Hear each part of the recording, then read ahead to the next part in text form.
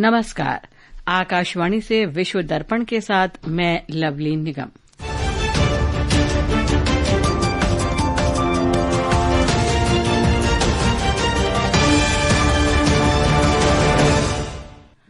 भारतीय आयात पर अमेरिका के 50% शुल्क लगाने के फैसले को भारत ने अनुचित और अविवेकपूर्ण बताया। विदेश राज्य मंत्री कीर्तिवर्धन सिंह ने आश्वासन दिया, सरकार देश को किसी भी कीमत पर नुकसान नहीं होने देगी।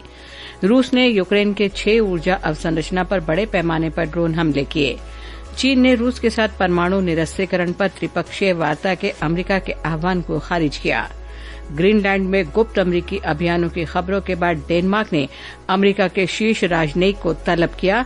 और कजाकिस्तान में एशियाई निशानेबाजी चैंपियनशिप में भारत अब तक 40 स्वर्ण सहित 75 पदकों के साथ शीर्ष पर। अब समाचार विस्तार से। विदेश राज्य मंत्री कीर्तिवर्धन सिंह ने भारतीय आयात पर 50% शुल्क लगाने के अमेरिका के फैसले को अनुचित और अविवेकपूर्ण बताया है। नई दिल्ली में आज एक कार्यक्रम में इस मुद्दे पर संवाददाताओं के एक प्रश्न का उत्तर देते हुए श्री सिंह ने कहा कि अर्थव्यवस्था काफी मजबूत है और सरकार देश के हितों की रक्षा करेगी। उन्होंने कहा कि सरकार देश को किसी भी कीमत पर नुकसान नहीं होने देगी। Our economy is very strong. We will definitely not let our country suffer. We are taking appropriate steps that it does not harm our economy. The world is always changing. The political climate, the investment climate, it always changes. And we are well prepared to meet up with any eventuality. Our economy is growing, is strong, resilient, and we will match and meet these coming challenges. इस बीच भारतीय आयात पर America का 25% का अतिरिक्त शुल्क आज से लागू हो गया है।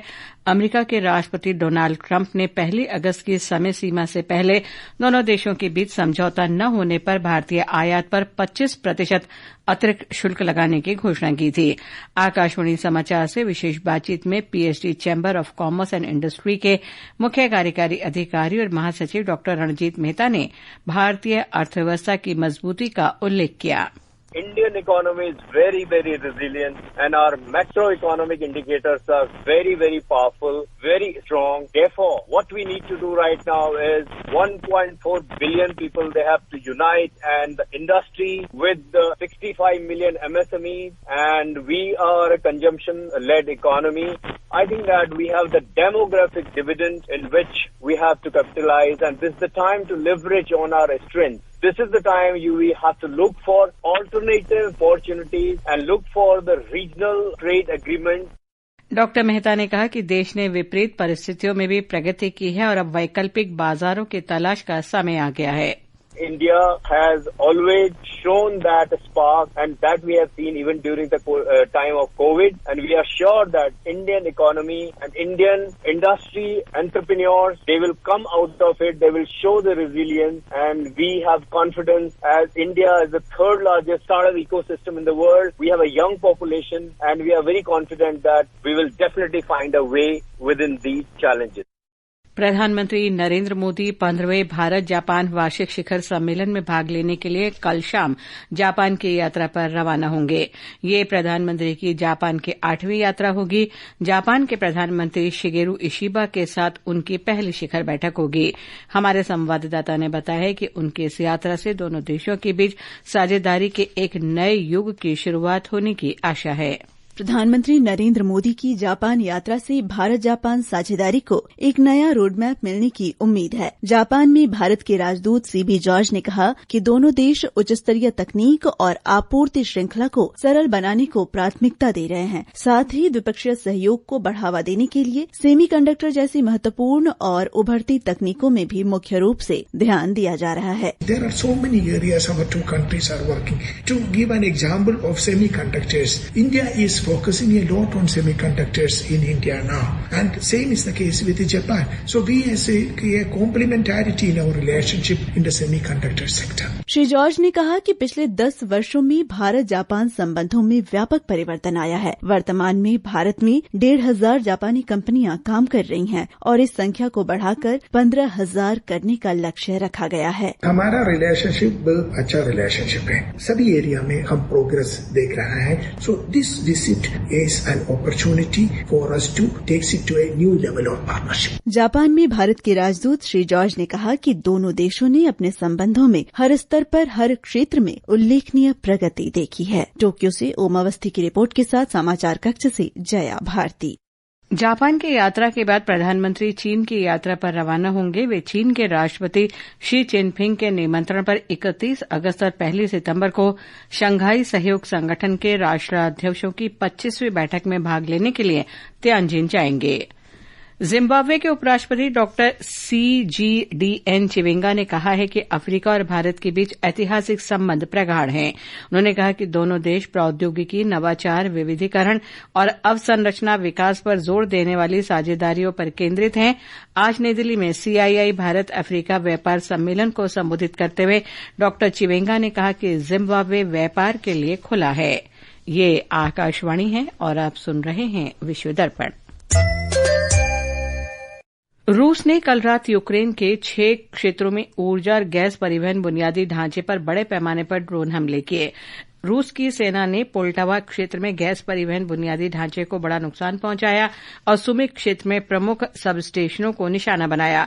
यूक्रेन के ऊर्जा मंत्रालय ने कहा है कि खार्किव क्षेत्र में भी पूरी रात हमले किए गए। चीन ने आज कहा कि वो अमेरिका और रूस के साथ परमाणु निरस्त्रीकरण वार्ता में शामिल नहीं होगा। चीन ने अमेरिका के राष्ट्रपति डोनाल्ड ट्रंप के त्रिपक्षीय वार्ता के आह्वान को खारिज कर दिया। चीन के विदेश मंत्रालय के प्रवक्ता गो जियाकुन ने कहा कि असमान परमाणु क्षमताओं के कारण चीन की भागीदारी की उम्मीद न तो उचित है और न ही यथार्थवादी। ग्रीनलैंड में गुप्त अमरीकी अभियानों की खबरें सामने आने के बाद डेनमार्क के विदेश मंत्री ने कोपेनहेगन में अमरीका के शीर्ष राजनयिकों को तलब किया है। डेनिश प्रसारक DR ने अमरीकी नागरिकों द्वारा ग्रीनलैंड के समाज में घुसपैठ करने और डेनमार्क से अलगाव को बढ़ावा देने के कथित प्रयासों की खबर दी। ओमान इस महीने की 31 तारीख को एक वैश्विक निवेश केंद्र के रूप में अपनी स्थिति को मजबूत करने के प्रयासों के अंतर्गत अपना संशोधित गोल्डन वीजा कार्यक्रम शुरू करेगा। वाणिज्य, उद्योग और निवेश संवर्धन मंत्रालय द्वारा घोषित यह पहल अर्थव्यवस्था में विविधता लाने और तेल राजस्व पर निर्भरता कम करने के विजन 2040 के लक्ष्यों के अनुरूप है। अफगानिस्तान में काबुल के निकट अरगंडी इलाके में आज सुबह एक यात्री बस के पलट जाने से 25 लोगों की मृत्यु हो गई और 27 अन्य घायल हो गए। गृह मंत्रालय के प्रवक्ता अब्दुल मतीन कानी के अनुसार कंधार को काबुल से जोड़ने वाले राजमार्ग पर यह दुर्घटना लापरवाही से गाड़ी चलाने के कारण हुई। पाकिस्तान में गरीबी बढ़ गई है और 44.7% आबादी गरीबी रेखा से नीचे जीवन यापन कर रही है। इस बीच सेना का देश की अर्थव्यवस्था पर दबदबा बना है। बिगड़ते वित्तीय संकट और अंतर्राष्ट्रीय मुद्रा कोष के ऋणों पर निर्भरता के बावजूद रक्षा खर्च में 20% की वृद्धि हुई है। भारतीय निशानेबाज अनीश भानवाला ने कजाकिस्तान में एशियाई निशानेबाजी चैंपियनशिप में पुरुषों की 25 मीटर रैपिड फायर पिस्टल स्पर्धा का रजत पदक जीत लिया है। अनीश स्वर्ण पदक की दौड़ से सिर्फ 1 अंक से चूक गए। पदक तालिका में भारत 40 स्वर्ण, 18 रजत और 17 कांस्य पदक के साथ कुल 75 पदक लेकर शीर्ष पर है। वियतनाम और थाईलैंड में तेज बारिश से आई बाढ़ और भूस्खलन से 8 लोगों की मौत हो गई। वियतनाम में कई उत्तरी और मध्य प्रांतों में बाढ़ से 7 लोगों की मौत हो गई।